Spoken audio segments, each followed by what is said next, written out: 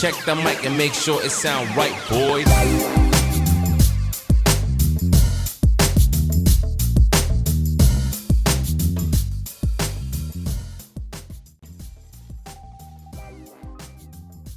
Друзья, всем огромный привет! Прошел уже год с момента покупки мной данного адаптера, сканера Launch. Это EasyDiac 3.0.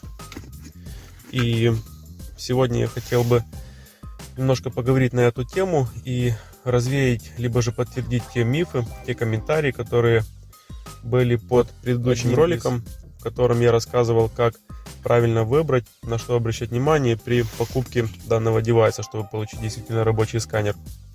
Кому будет интересно, я тоже оставлю ссылочку под видео. И перед началом хотелось бы выразить огромную благодарность тем ребятам, которые подписаны на канал, которые подписались, которые активно участвуют в обсуждении видео, да. Ребят, огромное спасибо, я ценю то, что вы со мной. Это действительно приятно, и ты понимаешь, что не зря записываешь вот такие вот ролики, пускай они банальные, пускай просто сняты временами просто на телефон, да, но какая-то информативность, конечно, в них есть. Ну и давайте теперь о самом сканере.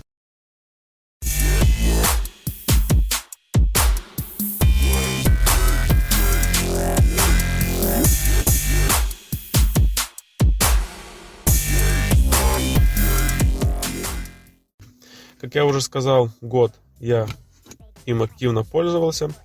И, в принципе, уже могу дать какой-то ответ о том, что он может, что он не может, с какими автомобилями я работал, с какими он не справился. И все в таком роде. Как вы знаете, как вы помните, он у меня был с обновлениями именно на год.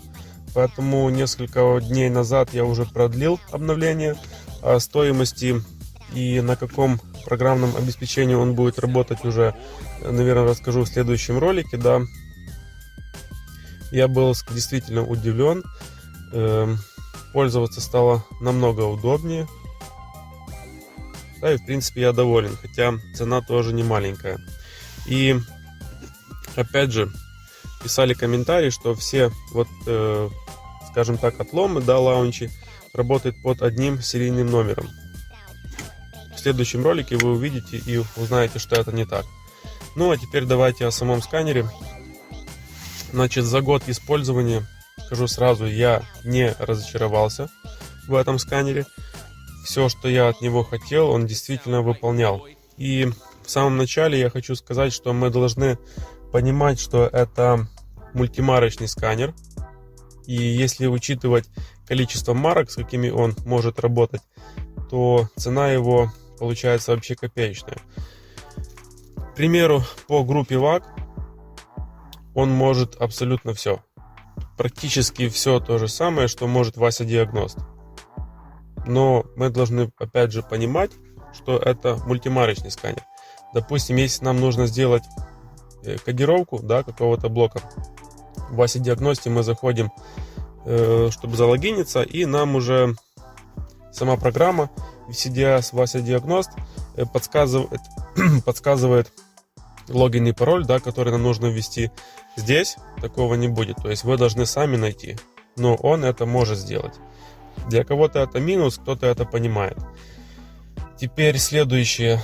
По автомобилям я реально был удивлен. Я им подключался к Volvo XC90 2018 года без проблем. Считал, без проблем запустили регенерацию, без проблем отработал. То есть все данные в потоке реального времени без проблем тоже он все считывал. Реально я был удивлен.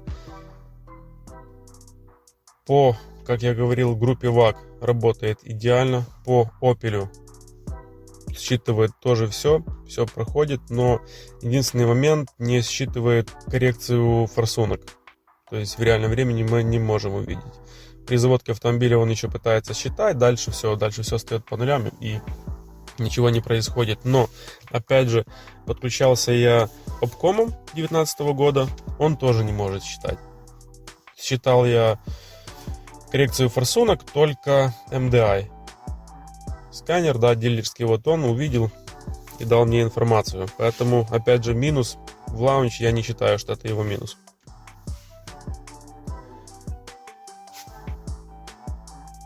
Пока не забыл, хочу сказать, что мне не понравилось и с какими марками действительно у него были трудности. Возможно, это на предыдущем ПО, еще не проверял, но скажу, что по Мерседесам, по легковым, я подключался 2 раза к Мерседесу в кузове 211, это Ешка, одна была 2006 года, дизельная 3.2, и одна 2004 бензиновая.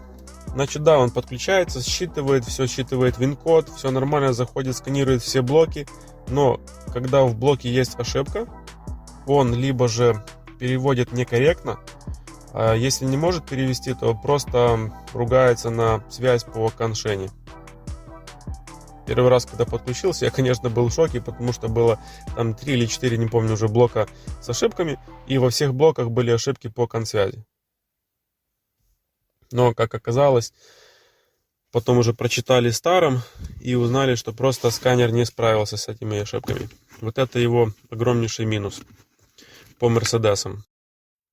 И несколько слов хотелось бы сказать тем ребятам, которые пишут комментарии, что этот сканер не считывает, не может, что-то там не работает у них, не подключается, не видит, китайский отлом и так далее. Вы не задумывались, что... И в первую очередь хотелось бы задать вопрос, как вы покупали этот сканер? С обновлениями он у вас, без обновлений? Либо же вы его купили просто с диском, да, с ПО и забросили себе на Android и так работаете? Вы не задумывались о том, что у вас марки могут быть просто там 15 года, 16 -го? Как он может адекватно считать автомобили, да, уже там свежие? То даже по старым автомобилям постоянно приходит куча новых обновлений, с которыми появляются новые возможности. Поэтому я ничего не хочу сказать, да, это субъективно мое мнение, мне без разницы, в принципе, кто как работает. Но, друзья, если хотите качество, за него нужно платить, и нужно постоянно его обновлять.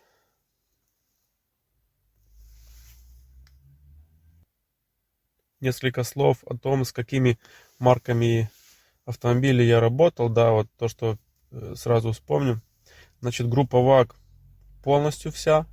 Это были и Audi, различные Volkswagen, начиная от Пола, заканчивая Таурагами, Шкоды, Супер Б, потом Citroёнчики, Peugeot, Renault. Citroёn, Peugeot тоже к бусам подключался без проблем.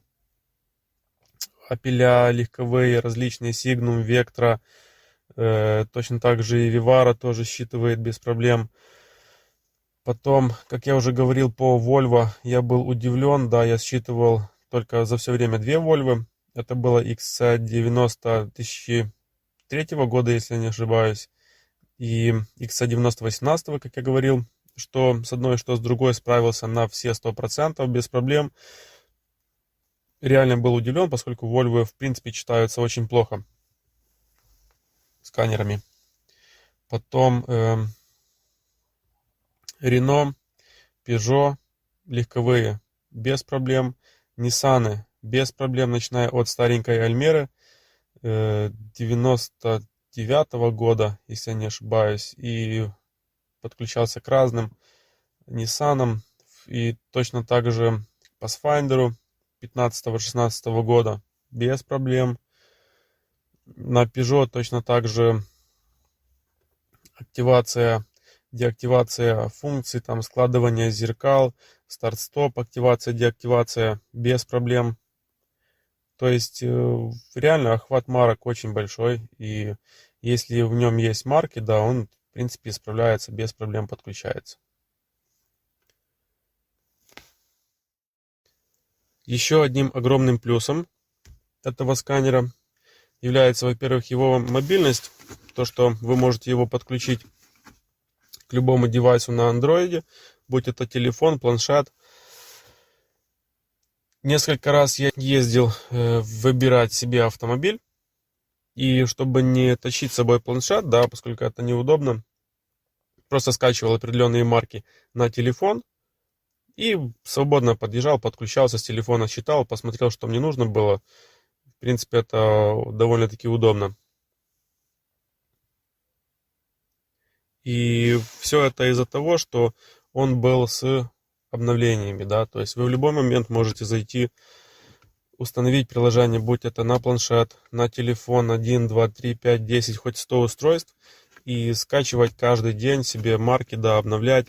Была у меня ситуация, не помню уже, честно говоря, какой это был автомобиль, но мне нужно было сделать адаптацию по нему, и я подключился к нему, и в перечне у меня адаптации вообще, просто не было, я не мог нигде ее найти. Связался со своим товарищем, у него точно такой же адаптер покупался у одних поставщиков, и он мне отвечает, что, у меня есть адаптация, да, я делал на таком автомобиле. Я, конечно, удивился, думаю, как одинаковые сканеры, работает на одном программном обеспечении, у него есть, у меня нету. И просто я длительное время его не обновлял. После того, как зашел, обновил марку, все у меня тоже появилось и успешно все сделал. За время эксплуатации за год, была у меня одна проблема. Когда я хотел, там уже было тоже много обновлений, да, решил я обновиться.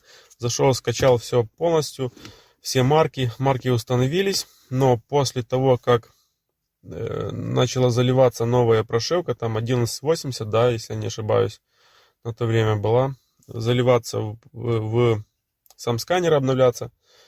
После этого просто сканер больше не подключался. Подключал его в OBD к автомобилю, запускал на то время XDIAC приложение. Мне писало, что версия самого адаптера не поддерживает новую версию программы. Связался я с своими поставщиками, с техподдержкой, объяснил им ситуацию, отправил данный девайс. Прошло, наверное, где-то 2 недели. Они все сделали, все перепрошили. Стоило это $10.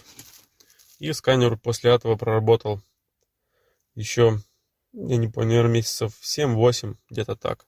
Без проблем. Поэтому, ребят, если вы покупаете такой сканер, вы должны понимать, что это в первую очередь мультимарочный сканер. Это не дилерское оборудование для того, чтобы делать им какие-то серьезные там функции, да, привязка ключей и так далее. Хотя он тоже многое может, но не перегибайте, да, и не ожидайте от него чего-то нереального. В плане марок справляется на все 100%, 200%. Я очень доволен им. Работает он изумительно, подключается быстро, считывает тоже быстро. Но, опять же, вы должны понимать, это мультимарочник. И его цена за такое количество марок просто копеечная. Поэтому, кому интересно, опять же, переходите на предыдущий ролик, где я рассказывал, как выбрать, на что обращать внимание. Нужно будет, пишите, скину ссылки, да, где покупать в Украине, без проблем. Ребята проверенные, уже больше года с ними общаюсь, связываюсь, беру у них оборудование. Ну и на этом, наверное, все. Друзья, не забываем подписаться на канал, поставить лайки, написать, что вам еще интересно по этому сканеру, с какой маркой он работает, не работает. Отвечу, возможно, я что-то забыл, упустил. Ну и на этом всем спасибо. Пока.